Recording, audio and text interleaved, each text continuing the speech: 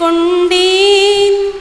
நீங்கள் கனி தரவும் நீங்கள் தரும் கனி நிலைத்திருக்கவும் உங்களை ஏற்படுத்தினேன். அல்லேலூயா அல்லேலூயா அல்லேலூயா அல்லேலூயா அல்லேலூயா.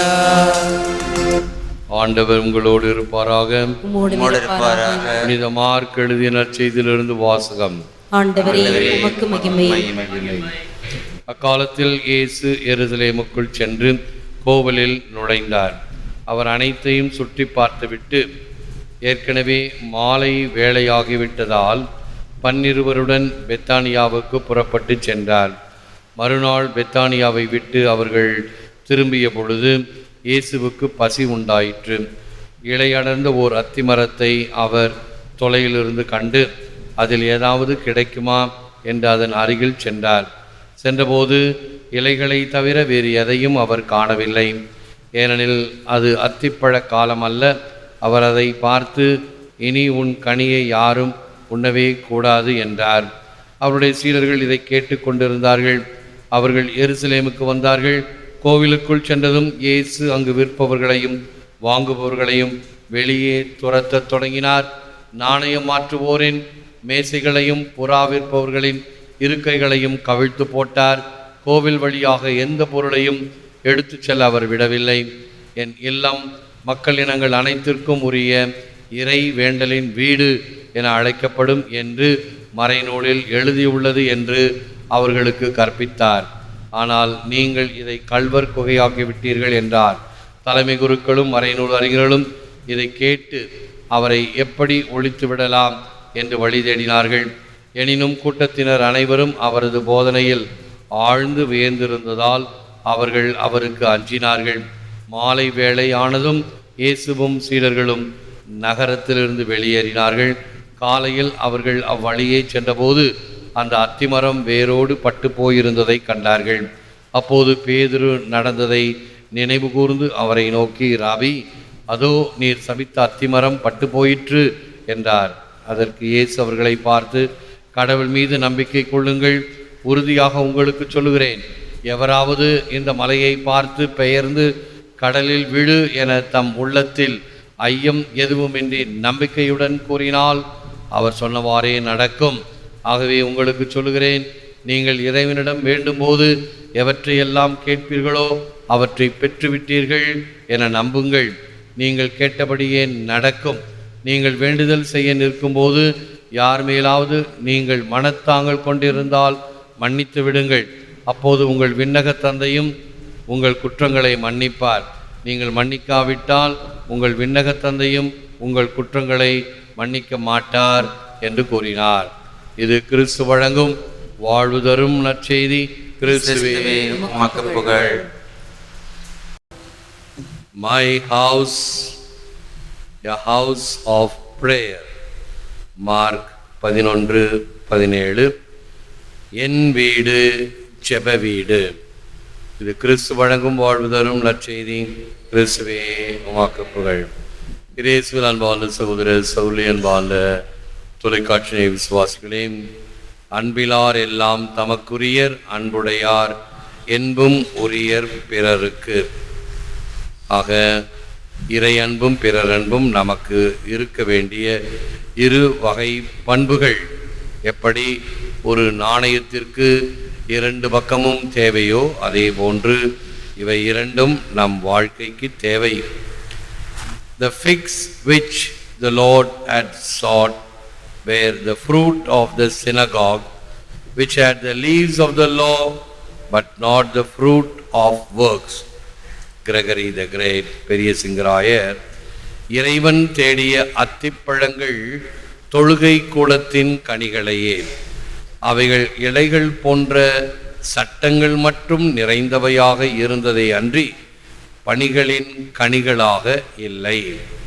பக்கத்தில் நம்முடைய நாட்டில் இந்த பக்கத்தில் அத்தி மரங்கள் இல்லை, ஆனால் ஒதிய மரங்கள் நிறைய உண்டு. நிறைய இலைகளை விட்டு நிற்கும் பெரிய மரம். ஆனால் ஒரு பூ, ஒரு கனி, காய் ஒன்றும் கிடையாது. வெறும் இலை மட்டும் நிற்கும், நிழல் கொடுக்கும். அவ்வளவுதானே தவிர கனிகள் ஒன்றும் தராது. அப்படிப்பட்ட ஒரு மரத்தை பார்த்து தான் இயேசு சொல்லுவார், கனிகள் தராமல் இருக்கின்ற மரம். ஒரு மரம் என்றால் அது பயன் தர வேண்டும். அந்த ஒதிய மரத்திற்கு எந்த பயனும் கிடையாது, உத்தரத்துக்கு கூட உதவாதுன்னு சொல்லுவார்கள் பழமொழி. ஒதியம் பெருத்தால் என்ன, உத்தரத்துக்கு உதவாது. அதுபோன்று ஒரு மனிதன் தன்னுடைய வாழ்க்கையில பிறருக்கு பயன் தரக்கூடிய வகையில் இருக்க வேண்டும். அதுதான் வாழ்க்கையினுடைய குறிக்கோள். அதே போன்று நம்முடைய சட்டங்கள் சம்பிரதாயங்கள் அனைத்தும் பிறருக்கு உதவ வேண்டும். சட்டங்களினுடைய தன்மை நமக்கும் பிறருக்கும் பாதுகாப்பாக இருப்பது, உதவியாக இருப்பது. வெறும் சட்டம் என்பது தன்னிலே பயனற்றது. அந்த சட்டத்தின் வழியாக மனித குலம் மேன்மை உற வேண்டும், பயன் பெற வேண்டும். It should not happen to us what happened to the barren fig tree. Let not Jesus come in these days and utter the same curse upon the fruitless Cyril of Jerusalem. விவிலியத்தில் உள்ளபடி கனி கொடுக்க முடியாத அத்திமரத்திற்கு நிகழ்ந்தது போல நமக்கு நிகழ வேண்டாம். தற்காலத்தில் இயேசுவே வந்து அந்த கனி கொடாத மரத்தினை போன்ற சாபத்தை இட வேண்டாம். இயேசு நம்மை பார்த்து நாம் கனி தரக்கூடிய மரமாக, பயன் தரக்கூடிய மக்களாக இருக்கிறோமா என்று பார்க்க வேண்டும். ஆகவே ஒரு மனிதனுடைய வாழ்க்கை பிறருக்கு பயன் தரக்கூடிய வாழ்வாக அமைதல் வேண்டும். God's grace is not for sale, it is given. இறைவனின் இரக்கம் விற்பனை செய்வதற்கு அல்ல, அது அவரால் அருளப்படுவது. இறைவன் நமக்கு கொடுத்திருக்கின்ற அருள், இரக்கம், கொடைகள், பயன்கள், பல வகையான திறமைகள் அனைத்தும் நமக்காக மட்டும் அல்ல, அது பிறருக்கும் பயன்பட வேண்டும். எவ்வளவு தூரம் இதை செய்கின்றோம்? 10 பங்கு என்று சொல்லும் பொழுது வழக்கமாக நாம் காசு அல்லது நம்மிடம் இருக்கக்கூடிய சொத்து பத்துக்களில் இறைவனுக்கு 10 பங்கு என்று நினைக்கின்றோம். அது மட்டும் அல்ல, முதலில் இறைவனுக்கு நாம் அந்த தகுந்த நேரத்தை கொடுக்கிறோமா, நல்ல சிந்தனையை கொடுக்கிறோமா, அவருக்கு முதலிடம் முக்கியத்துவம் கொடுக்கிறோமா, அவருடைய நாமத்தை போற்றி புகழ ஆராதிக்க அந்த முக்கியமான நேரத்தை தருகிறோமா? the priority time, எந்த நேரம் முக்கியமானதோ அதை தருகிறோமா? அநேகர் நம்மில் இப்படி நினைப்போம், ஞாயிற்றுக்கிழமை லீவா, இன்னைக்கு தான் ஒரு நாள் லீவு, நான் நல்லா தூங்க போறேன், தூங்கிட்டு சாயங்கால பூசை தான் இருக்குதே, சாயங்கால பூசைக்கு போறேன் அப்படின்னு சாவகாசமா சொல்லுகிறோம் என்று வைத்து கொண்டால் தவறல்ல. ஆனால் நீ முக்கியத்துவம் கொடுப்பது இல்லையே. நன்றாக தூங்குவதற்கு நீ முக்கியத்துவம் கொடுத்து அந்த நேரத்தை பயன்படுத்துகிறாய். பிறகு மாலையிலே நேரம் கிடைக்கும் பொழுது அதை இறைவனுக்கு கொடுப்பதாக நாம் நினைக்கின்றோம். அந்த மாலை நேரத்தில் ஒரு பெரிய மழை பெய்து ஒன்றும் பண்ண முடியாது, ஞாயிற்றுக்கிழமை பூசை போச்சு.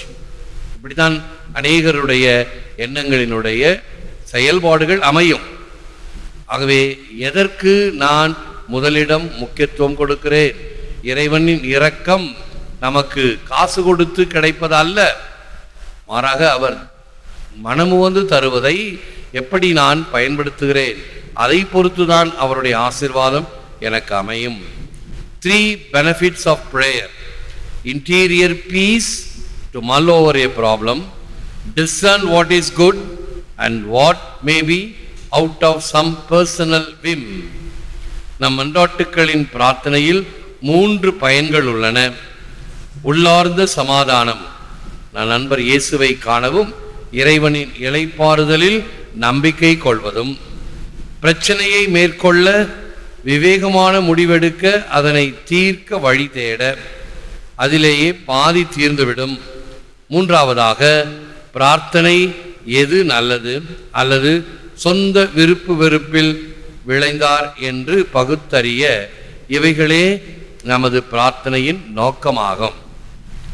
ஆகவே பல சமயங்களில் அவைகளை நாம் சிந்திக்கும் பொழுது அந்த சிந்தனையினுடைய அடிப்படையில் இன்னும் அதிகமாக ஆண்டவரிடம் வந்து செபிக்கும் பொழுது அந்த ஜெபத்தின் அடிப்படையில் நம்முடைய பிரச்சனைகள் விலகும். சூரியனை கண்ட பனி போல.